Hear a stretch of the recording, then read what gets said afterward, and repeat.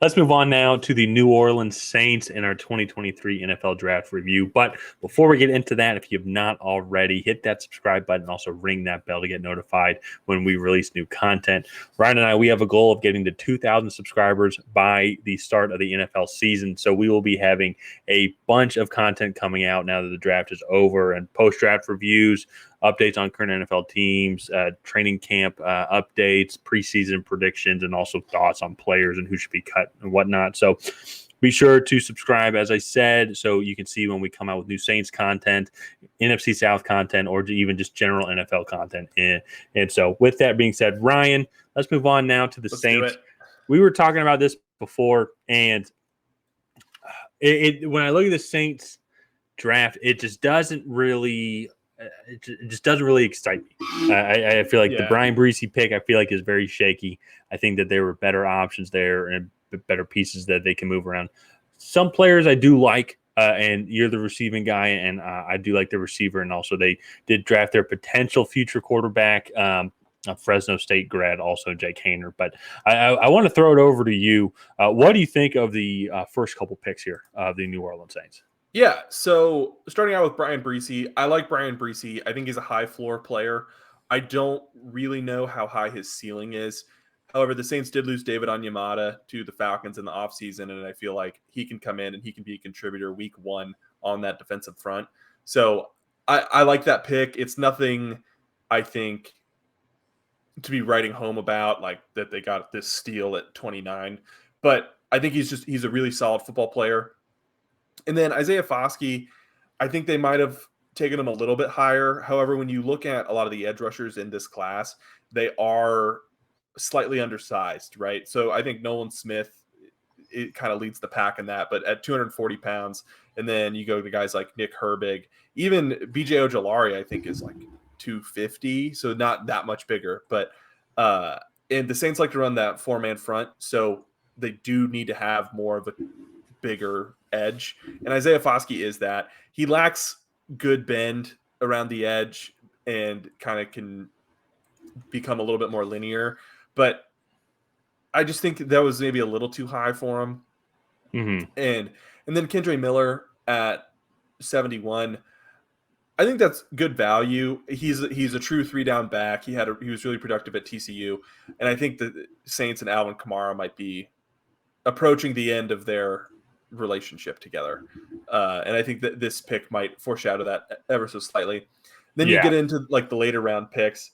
Nick Saldiveri is a good prospect. However, I think if you look at some of the other offensive linemen that were on the board, there might have been a better option if you wanted a guard. But again, Nick Saldiveri is not a bad prospect. That's about where he was expected to go. And then Jake Haener from Fresno State, project quarterback, going to back up Derek Carr. I think that's interesting considered they brought Jameis Winston back. They also still have Taysom Hill on the roster. So you're really going into camp with like 3.5 quarterbacks. And then, A.T. Perry I thought was going to go in the 4th round. So I think that's good value.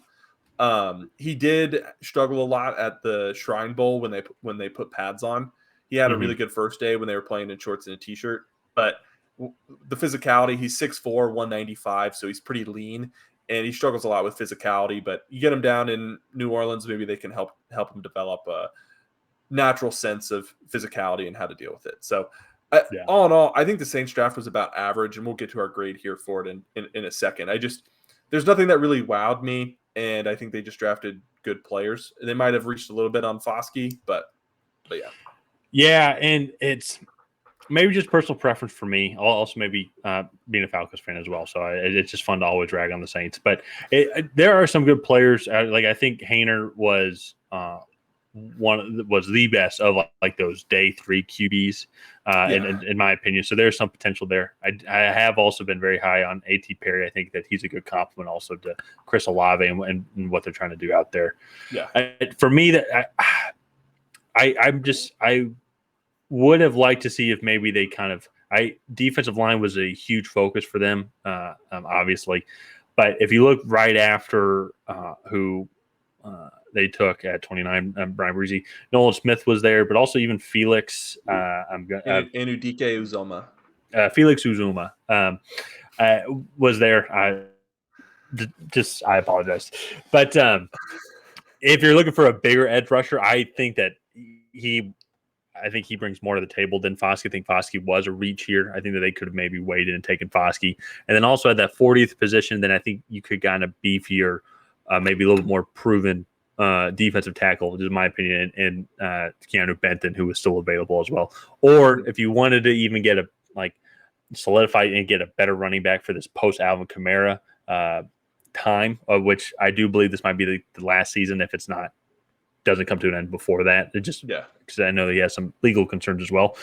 Zach Charbonnet, I think, would have been a great fit. He definitely would have been more of a bell cow. Kendra Miller, good running between the tackles, but when it comes to catching, does lack in that area. And so something that I think that he can improve on.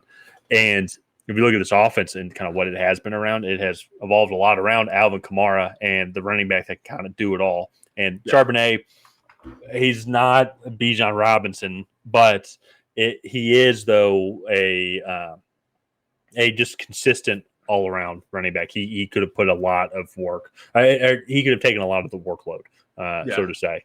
But, I mean, that's just my personal opinion on it.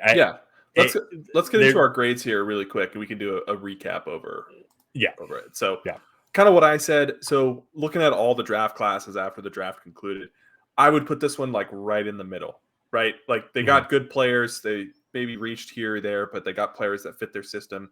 They got 7 players, right? So everybody has 7 picks going into each draft. So again, I just think it was right about average.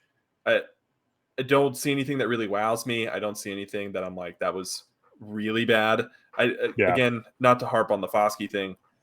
I thought he was more of a 3rd round pick, but can't, like, if you like a guy and he fits your system, and you like, I don't think that is an egregious take. So no. No one's gonna dislike that. If you like, he fit the system, it's like, and we thought he was a good player, like, I guess we shouldn't have taken him. And be like, no, that's if that's what they feel, absolutely. Just from my just from my point of view and coming at it, I think that they could have, if they went done better. Yeah, I think they could have done better. Like, I didn't think that Smith was going to fall that far. I think Felix was going to be in that range, and if they're looking for this bigger edge rusher, I think Felix could fit that mold as well. I think that he's better than Foskey, personally. And then also when it comes to that 40th pick, then if Breesie's still there, which he very might as well could have been, then I think you take him there. So maybe he's not he's not a reach going 11 over, but I think you get a better value at the edge rusher.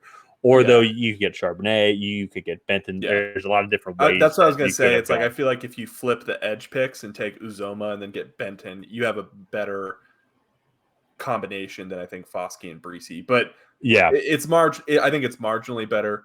But I agree. Yeah. I think it could have been better. I still think it's about average. So also another thing as well, then going on Kendra Miller, it's as well. In today's NFL world, and with like the modern day running back, you need to be able to catch into the backfield. And Devin A-Chain was there, and I think that he actually would have fit great into the system. If you get speedy Chris Olave, and then you go and get A.T. Perry, and then you have big Juwan Johnson, Taysom Hill, it could be very creative with that.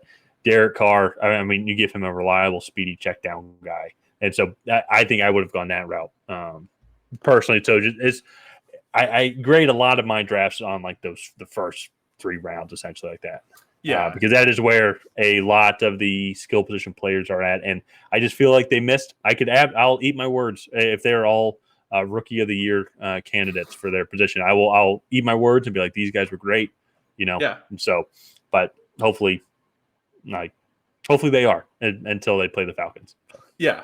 But all in all, I think the Saints are set up. This is going to be a really competitive division in 2023.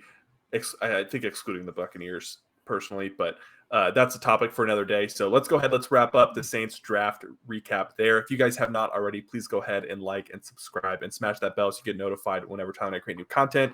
And while you're down there, leave a comment on what you thought of the Saints draft. Let us know if you think we're right, if you think we're wrong. Tell us who your favorite pick was.